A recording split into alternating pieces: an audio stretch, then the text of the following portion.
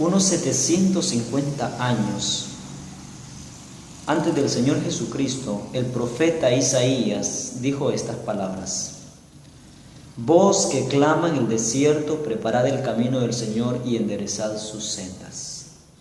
Esta cita la tenemos en el libro de Isaías capítulo 40, el verso 3. Esa profecía tuvo su cumplimiento en los días de Juan el Bautista, cuando apareció en el desierto de Judea. Y el mensaje que Juan el Bautista presentaba era un mensaje de arrepentimiento, un llamado al arrepentimiento al pueblo. Allí se cumple las palabras que el profeta Isaías había dicho de aquel que vendría a preparar el camino del Señor. Juan el Bautista era el que preparaba el camino para la venida de Cristo, del Mesías, preparando el camino para el Mesías. Pero hay un elemento que es muy importante considerar en esta ocasión, y es la vestidura también de Juan el Bautista. En el capítulo 3 del Evangelio según San Mateo y el verso 4 dice: y Juan mismo tenía su vestidura de pelo de camello y un cinto de cuero alrededor de sus lomos, y su comida era langostas y miel silvestre. Juan era un hombre muy manso, un hombre muy humilde.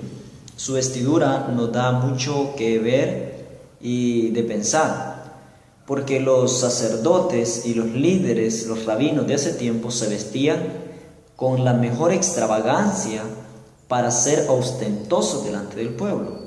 Y la verdad es que eran ostentosos, sus vestiduras eran muy finas. Y Juan el Bautista era un contraste, era un mensaje de reproche para la ostentación de los sacerdotes. Tenía una vestidura de pelo de camello.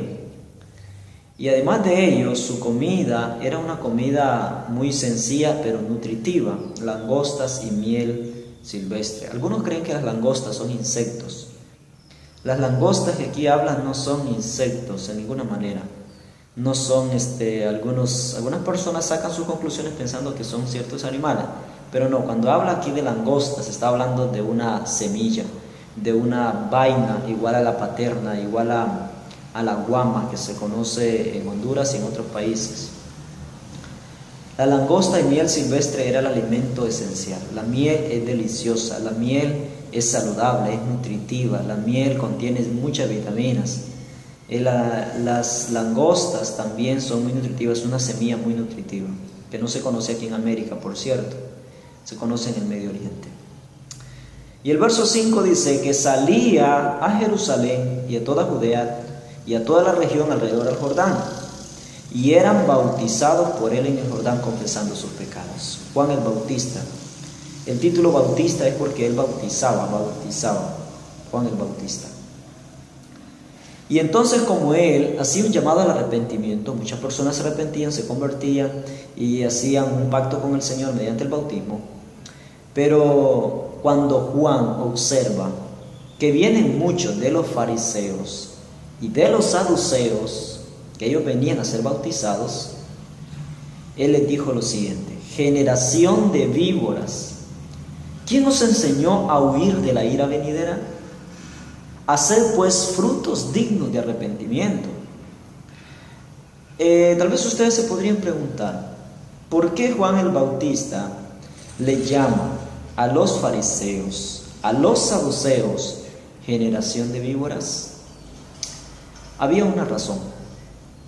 Porque los fariseos eran personas muy estrictas en cuanto a la observancia externa de todas sus costumbres y las formas tradicionales. Aparte de ello, los fariseos estaban llenos de justicia propia, de justicia altanera, eran mundanos y eran hipócritas. Por esa misma razón que Juan el Bautista tuvo que llamarle de esa forma. Y la otra parte es que llegaron también los saduceos. ¿Por qué los saduceos se incluían en esta reprensión muy fuerte que Juan el Bautista tuvo que hacer?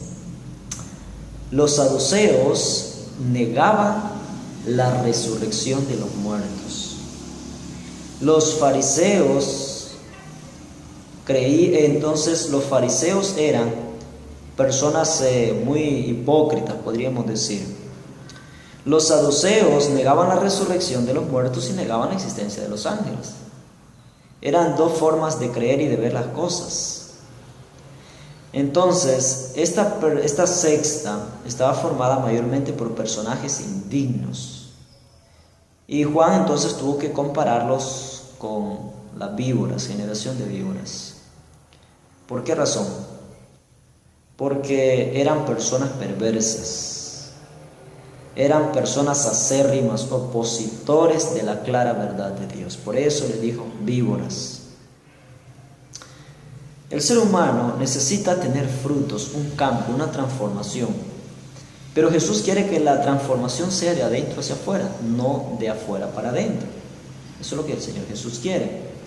Y la reprensión fue entonces a los saduceos y a los fariseos, porque ellos entonces lo hacían por un miedo, por temor, por huir de la ira venidera. Y le dijo producir frutos del arrepentimiento. El ser humano tiene que tener una conversión, una transformación. Y la transformación no tiene nada que ver con una ideología en cuanto a la vida, sino que es algo que nace de adentro para afuera. El Señor Jesús quiere que sus hijos se vean bien, pero no que aparenten ser buenos, ni que se aparenten el bien, sino que pueda verse desde adentro para afuera.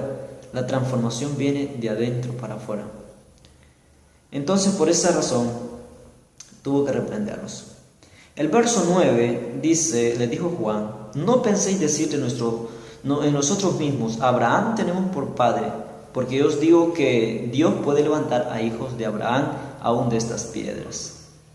Ellos se vanagloriaban de ser descendientes de Abraham, de ser legítimos de la simiente de Abraham, pero sin embargo no hacían las cosas que hacía Abraham. En sus frutos decían otra cosa, eran contrarios a Abraham. Por eso Dios tuvo que amonestarlos mediante Jesús y mediante Juan el Bautista. Por eso Juan les dijo, no penséis decir que son descendientes de Abraham, porque Dios puede levantar a hijos de Abraham en medio de estas piedras, en las piedras. Es por esa misma razón que todos aquellos hombres